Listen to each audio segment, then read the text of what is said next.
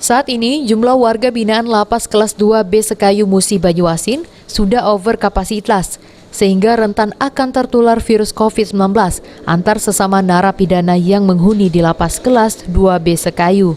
Untuk itu, hingga kini Lapas Kelas 2B Sekayu masih menunggu petunjuk pusat untuk melakukan vaksinasi terhadap warga binaan. Dan diharapkan dalam waktu dekat vaksinasi bisa segera berlanjut kepada warga binaan, karena posisi mereka yang sangat rentan tertular virus COVID-19. Untuk warga binaan tetap masih menunggu jadwal bagi masyarakat ini seperti itu. Seberapa lama bang ini bang kepastian untuk lapas, untuk penghuni lapas? Ya, untuk harapannya juga kan sudah padat bang. Ya, karena sudah berdasarkan keterangan, informasi bahwasannya untuk yang layanan publik belum semua tercapai secara maksimal.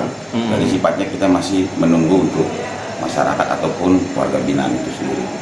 Sudah berapa sekarang? Warga binaan berjumlah pada hari ini 1.056 orang. Itu per kapasitas?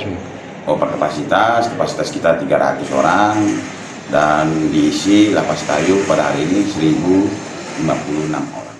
Sementara itu, untuk seluruh pegawai dan staf di Lapas Kelas 2B Sekayu sudah berhasil divaksin COVID-19 tahap kedua, sebagai langkah untuk memutuskan mata rantai penyebaran wabah COVID-19 di wilayah Muba, khususnya di dalam Lapas Kelas 2B Sekayu. Jumlah penghuni Lapas Kelas 2B Sekayu sebanyak-banyaknya 1.035 orang, sementara kapasitas lapas hanya mampu menampung sekitar 300 orang narapidana saja. Ruzi Iskandar, PAL TV.